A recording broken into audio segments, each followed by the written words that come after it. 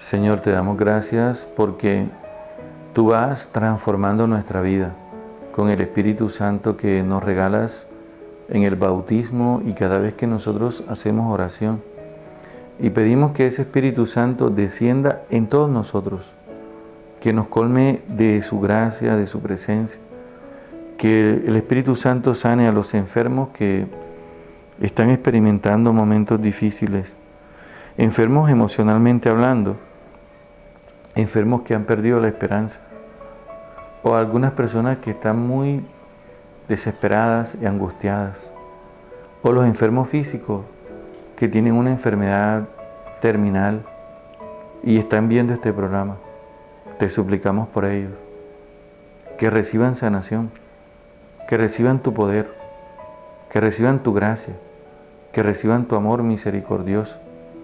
Y así como tú te conmoviste con el leproso cuando se acercó a ti, y dice la palabra que sentiste compasión, sentiste su dolor, sentiste su miseria, también conmuévete de nosotros, Señor, y extiende tu mano, como dice el texto de Marcos 1:40.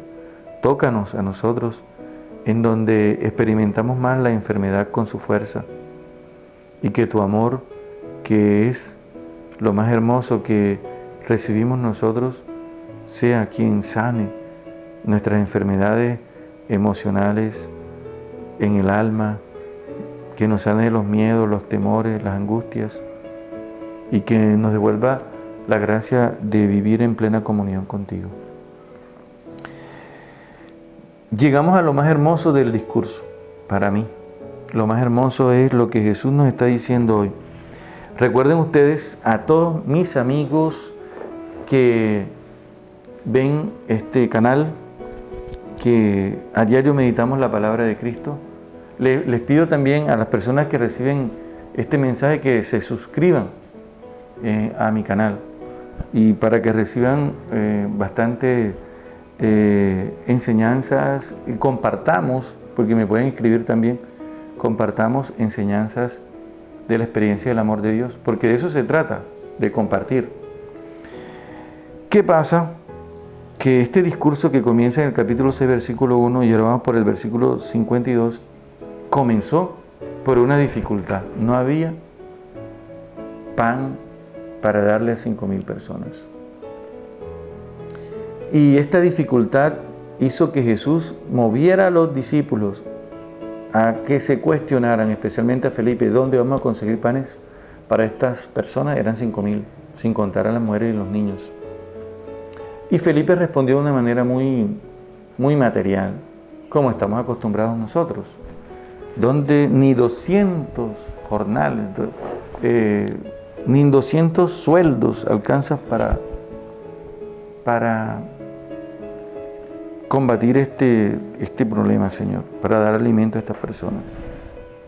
Bueno, esa es la primera respuesta, muy material, está relacionada con el dinero, porque nosotros a veces creemos que todo tiene solución desde el dinero.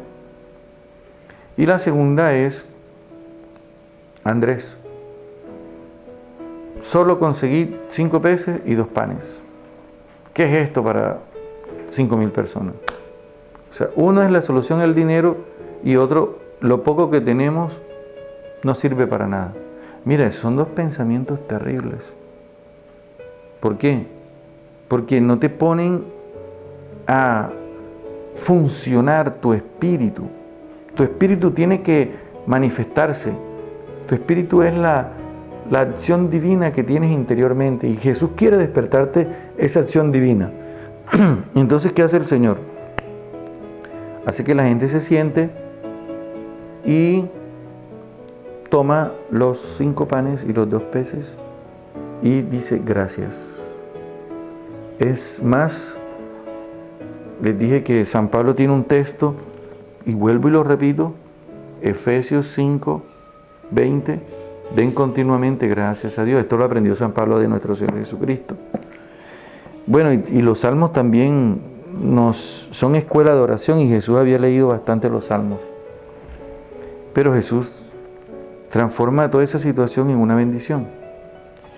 Luego, esa multiplicación de los panes deja de ser multiplicación de los panes Y el énfasis en Juan 6:23 está en la acción de gracias.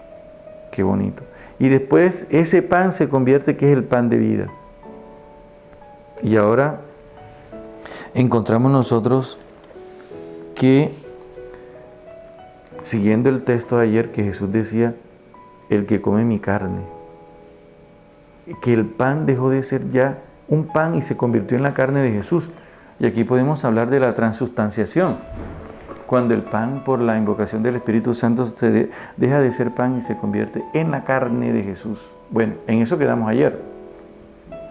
La gente que estaba escuchando a Jesús pregunta, ¿cómo puede éste darnos a comer su carne? Buena pregunta.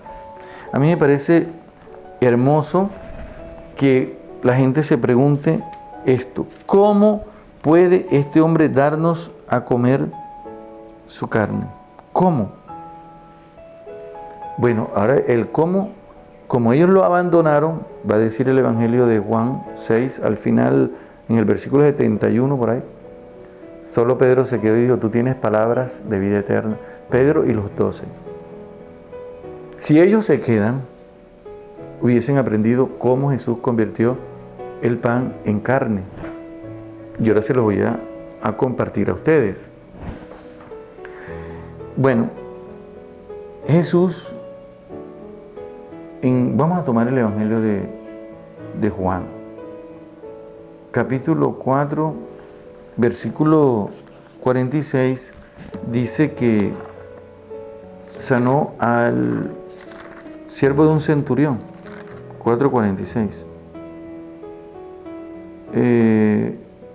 Dice así: Jesús visitó de nuevo Caná de Galilea, donde había convertido el agua en vino. Ya viene Jesús de transformar el agua en vino. Y dice que había un funcionario del rey que tenía un hijo enfermo en Cafarnaúm. Cuando se enteró de que Jesús venía de Judea a Galilea, salió a su encuentro para suplicarle que fuera a su casa y sanara a su hijo, que estaba a punto de morir. Jesús le contestó: si no ven signos y prodigios, son incapaces de creer. Pero el funcionario insistía: Señor, ven pronto antes de que muera mi hijo. Jesús le dijo: regresa, tu hijo ya está bien. Y el hombre creyó en la palabra de Jesús y se fue. Esto es, cuando el hombre llegó a su casa, encontró que su hijo estaba bien. Y preguntó: ¿a qué hora se mejoró? Y le dijeron: a eso como de la 1. Dice el texto, versículo 52. Entonces él preguntó: ¿a qué hora había comenzado la mejoría? Y los criados le dijeron: ayer a la 1 de la tarde se le quitó la fiebre. El padre comprobó que la mejoría de su hijo había comenzado en el mismo momento en que Jesús le había dicho: tu hijo ya está bien. Y creyeron en Jesús, él y todos sus familiares. El poder de la palabra de Cristo, que dijo: ya está sano, y quedó sano. El poder de la palabra de Cristo, que en Juan 11:41 le dijo a Lázaro, que estaba cubierto de vendas: sal. Y Lázaro salió con las vendas en su cuerpo. El poder de la palabra de Jesús, que le dijo al leproso en Marcos 1:40, queda limpio, inmediatamente quedó limpio. Ve, señores, amigos que me están escuchando, cuando Jesús se sienta a la mesa, aquí viene el cómo convierte el pan en su carne. Toma pan. Él coge el pan. Vamos a suponer que este es un pedazo de pan. Y aquí están los discípulos viendo, ellos que han presenciado a todas esas acciones salvíficas. Y toma el pan y dice: esto es mi cuerpo. Ese pan para los discípulos dejó de ser pan y se convirtió en la carne de Jesús. Porque Jesús, cuando dice algo, se cumple. Y Él le dijo al hombre: vete, que tu hijo está curado. Y se curó al instante y en la distancia.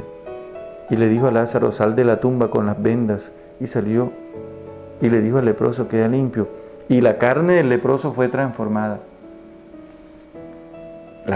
el pan es transformado en carne, en cuerpo de Cristo. Y por eso ellos no entendieron, porque lo abandonaron. Dice el texto, se fueron y se perdieron del cómo. Así que se quedaron los 12 y por eso los 12 sí creyeron que el pan era transformado en la carne de Cristo. Amén.